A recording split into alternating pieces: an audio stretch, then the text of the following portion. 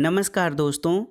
कहानी संसार में आइए सुनते हैं हिंदी के प्रसिद्ध कथाकार और उपन्यासकार फणीश्वर नाथ रेणु की लिखी कहानी नैना जोगिन। वाचन स्वर मेरा यानी अनुराग चौधरी का है। रत्नी ने मुझे देखा तो घुटने से ऊपर खोसी हुई साड़ी को कोंचा की जल्दी से नीचे गिरा लिया। सदा सायरन की तरह गूंजने वाली उसकी आवाज़ कंठनली में ही अटक गई। साड़ी की कोंचा नीचे गिराने की हड़बड़ी में उसका आंचर भी उड़ गया। उस सकरी पगडंडी पर जिसके दोनों ओर झरबेरी के कांटेदार बाड़े लगे हों, अपनी भलमनसाहत दिखलाने के लिए गर्दन झुकाकर आंख मूंद लेने के अलावा बस एक ही उपाय था। मैंने वही किया, अर्थात पलट गया। मेरे पीछे पीछे रत्नी ने अपने उघड़े हुए तन बदन को ढक लिया और उसके कंठ में लटकी हुई एक उग्र अश्लील गाली पटाखे की तरह फूट पड़ी। मैं लौटकर अपने दरवाजे पर आ गया और बैठकर रत्नी की गालियां सुनने लगा। नहीं, वह मुझे गाली नहीं दे रही थी। जिसकी बकरियों ने उसके पाट का सत्यानाश किया है, उन बकरी वालियों को गालियां दे रही है वह। सारा गांव, गांव के बूढ़े जवान, बच्चे, औरत मर्द उसकी गालियां सुन रहे हैं। लेकिन क्यों? शायद सच ही उनके सुनने और मेरे सुनने में फर्क है। मैं सचेतन रूपेण अर्थात जिस तरह रेडियो से प्रसारित महत्वपूर्ण वार्ताएं सुनता हूँ, इन गालियों को सुन रहा हूँ।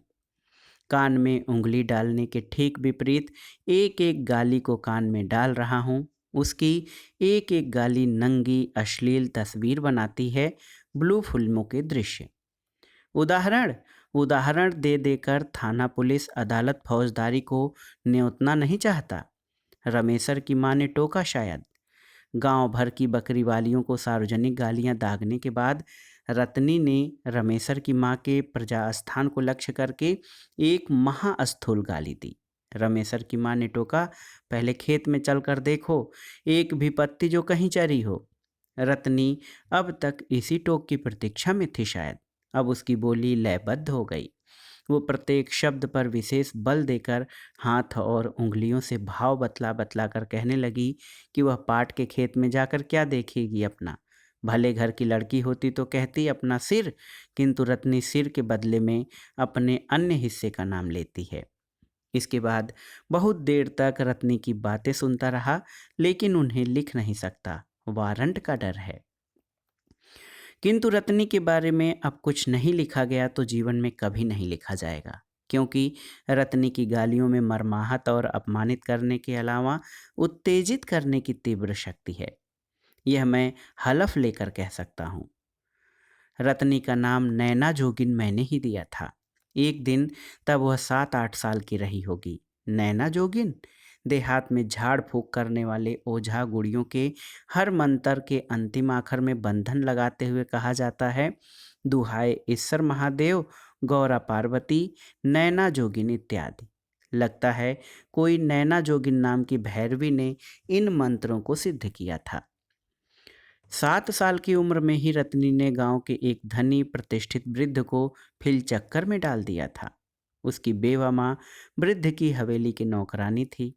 पंचायत में 7 साल की रत्नी ने अपना बयान जिस बुलंदी और विस्तार से दिया था, कोई जन्मजात नैना जोगिन ही दे सकती थी। अब तो उसकी जामुन की तरह कजराई आंखें भी उसके नाम को सार्थक करती हैं। किंतु 7 साल की उम्र में भी इलाके में कहर मचाने वाली लड़की से आंख मिलाने की ताकत गांव के किसी बहके हुए नौजवान में भी नहीं हुई कभी। उसको देखते ही आंखों के सामने पंचायत, थाना, पुलिस, फौजदारी, अदालत, जेल नाचने लगते। रत्नी की मां सरकारी वकील को भी कानून सिखा आई है, बहस कराई है सेशन कोर्ट में। सो पिछले 11 वर्षों में रत्नी की मां ने मुंह के जोर से ही 15 एकड़ जमीन अर्जा है। पिछवाड़े में लीची के पेड़ हैं, दरवाजे पर नींबू, सूद पर रुपए लगाती है, 10 पैसा हाथ में है और घर में अनाज भी। इसलिए अब गांव की जमींदारीन भी है वही। गांव के पुराने जमींदार और मालिक जब किसी रैयत पर नाराज होते तो इसी तरह गुस्सा उतारते थे, यानी उसकी बकरी, गाय वगैरह को पड़ती जमीन पर से ही हाँक कर दरवाजे पर ले आते थे और गालियां देते, मारपीट करते और अंगूठे का निशान लेकर खुश होते थे। रमेशर की माँ कल हाट जाते समय लीची की टोकरी नहीं ले गई ढोकर, इसलिए रत्नी और रत्नी की माँ ने आज इस झगड़े का सृजन किया है, जानबूझकर। रमेशर का बाप मेरा हलवाहा है। रमेशर हमारे भैंसों का रखवाला यानी भैंसवार है। रमेशर की माँ हमारे घर बर्तन बासन बाजती है, धान कूटती है, इसलिए रत्ना अब अपनी गालियों का मुख धीरे धीरे हमारी ओर करने लगी। तू किसका डर दिखलाती है? शहर से आए भतार का? रोज मांस मछली और ब्रांडिल पीकर तेरे प्रजास्थान में तेल बढ़ गया है, हैं? मुझे अचानक रमेशर की माँ की गंदी हल्दी प्याज लहसुन पसीना मैल की सम्मिलित गंध भरी साड़ी की महक लगी। लगा अब रत्नी मुझे बेपर्द करेगी, नंगा करेगी। खुद अपने को उसने पिछले 1 घंटे में 60 बार नंगा किया है, यानी जब जब उसने गाली का रुख हमारी ओर किया, हर बार ये कहना न भूली कि रमेशर की माँ जिसका डर दिखलाती है वह मुंसा यानी व्यक्ति रत्नी का अथ भी नहीं उखाड़ सकता। ऐसे ऐसे मदक्की मुंसा को वह अपने अथ में दाहिने बाएं बांध रखेगी। बगुला पंखी धोती कुर्ता और घड़ी छड़ी जूता वाले शहरी छैल चिकनिया लोग ऊपर से लकदक और भीतर फोक होते हैं। सफाचट मोछ मुड़ाए मुछमुंडा लोगों की सूरत देखकर भूलने वाली बेटी नहीं रत्नी। रत्नी की माँ को इसका गुमान है कि बड़े बड़े वकील मुख्तार के बेटों को देखकर भी उसकी बेटी की अथि अर्थात जीभ नहीं पनियाई, कभी डकार भी नहीं किया। रत्नी अपने आंगन से निकल आई थी। रमेशर की माँ ने कोई जवाब दिया होगा शायद। अब रत्नी और रत्नी की माँ दोनों मिलकर नाचने लगी। उसका घर दरवाजे से 10 रस्सी दूर है, लेकिन सामने है।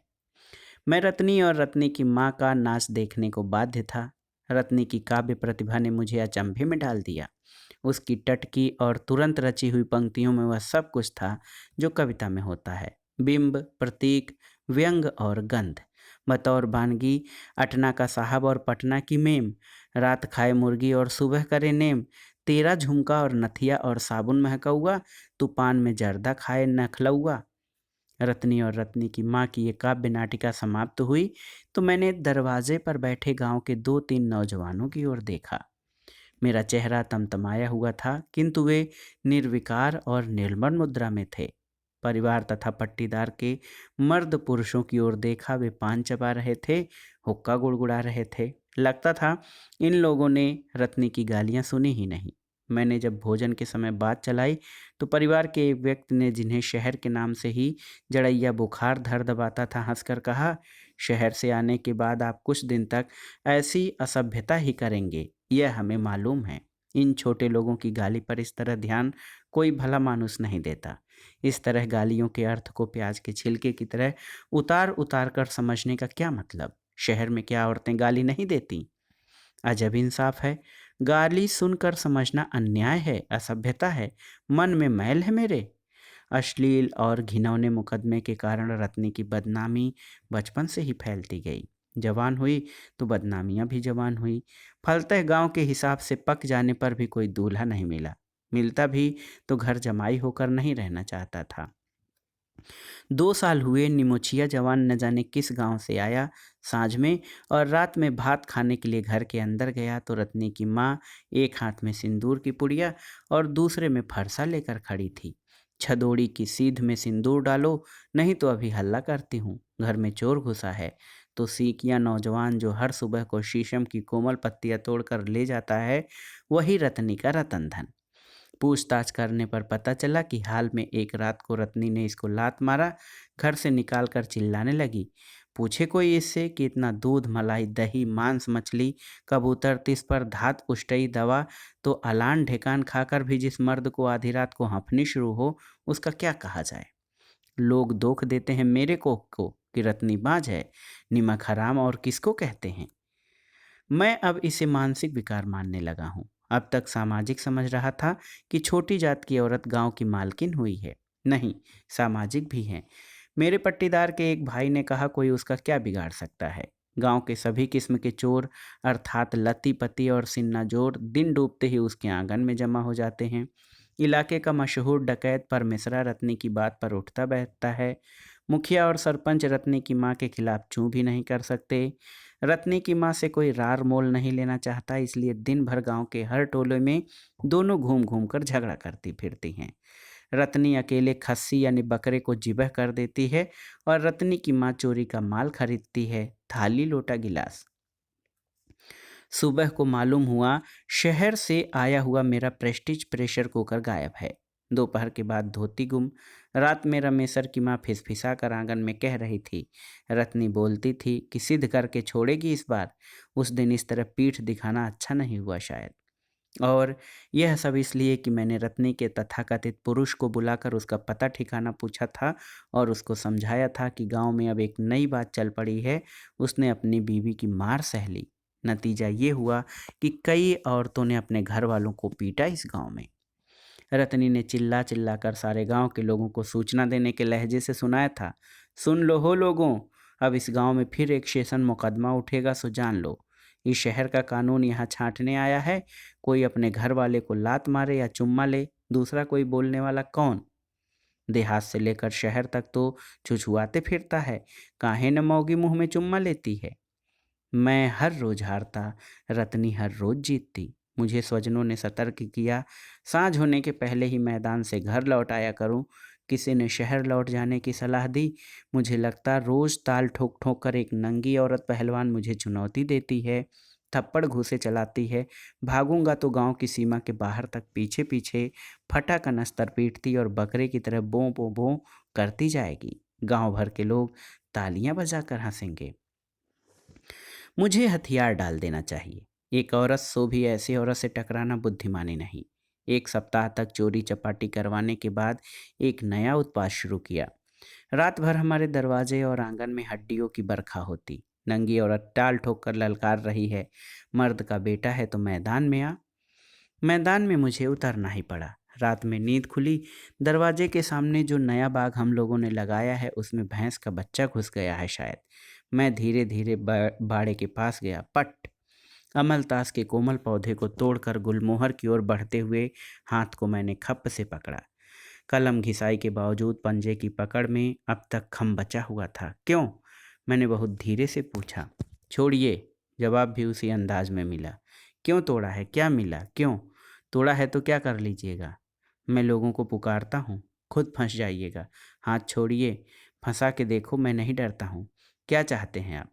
मैं ये जानना चाहता हूँ कि तुम इस तरह मेरे पीछे क्यों पड़ी हो?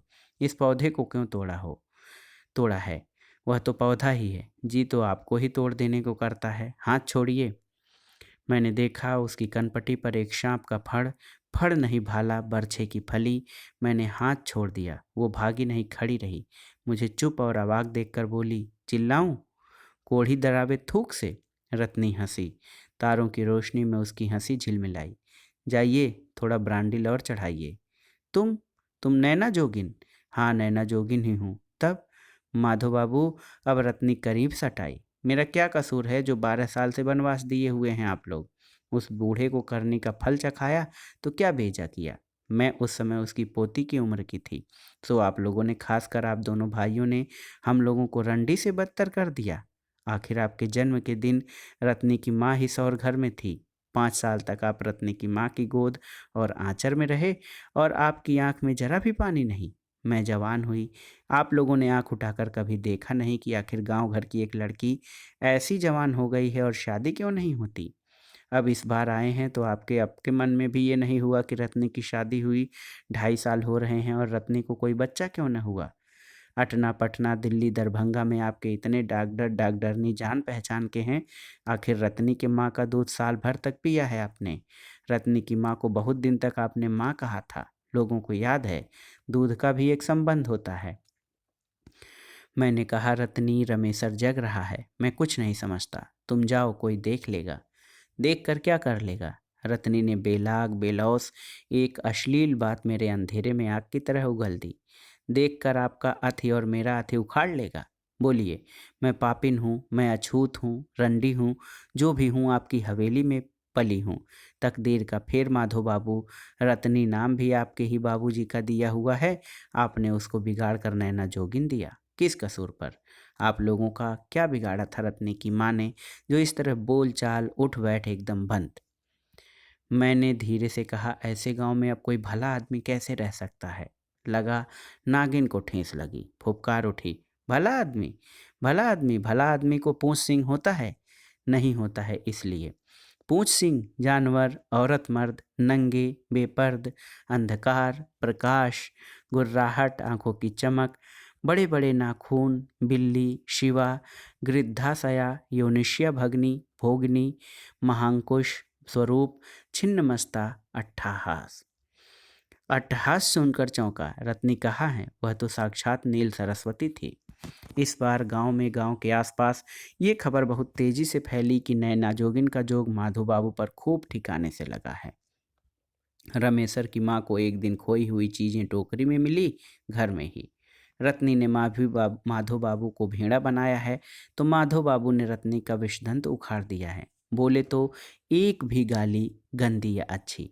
रत्नी और उसके नामर्द मर्द को मैं अपने साथ शहर लेता आया हूँ। डॉक्टर को अचरज होता है कि मैं रत्नी के लिए इतना चिंतित क्यों हूँ। उन्हें कैसे समझाऊं कि यदि रत्नी को कोई बच्चा नहीं हुआ तो वह मेरे बाग के हर पौधे को तोड़ देगी, गांव के सभी पेड़ पौधों को तोड़ देगी, गांव के सभी लोगों को तोड़ेगी, गांव में हड्डियां बरसावेगी, नंगी नाचेगी, अश्लील गालियां देती हुई सभी को ललकारेगी।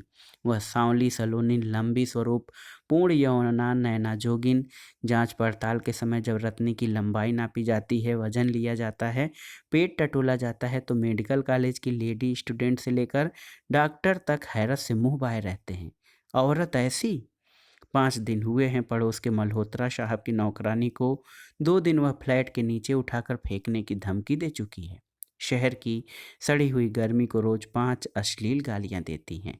उसका घर वाला गांव लौटने को कुनमुनाता है तो वह घुड़क देती है, हाँ जब आ गई हूँ तो यहाँ हो चाहे लहेरिया सराय चाहे कलकत्ता, जहाँ से हो कोख तो भर के ही लौटूंगी। गांव तुमको जाना हो तो माधो बाबू टिकस कटाकर गाड़ी में बैठा देंगे, मैं किस मुंह से लौटूंगी खाली।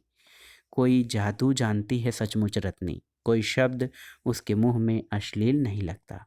तो ये थी फणीश्वर नाथ रेणु की लिखी हुई अत्यंत ही साफगोई और बेबाक एक स्त्री की कहानी, नैना जोगिन। कहानी आपको कैसी लगी हमें कमेंट बॉक्स में ज़रूर बताइएगा। कहानी सुनने के लिए धन्यवाद। नमस्कार।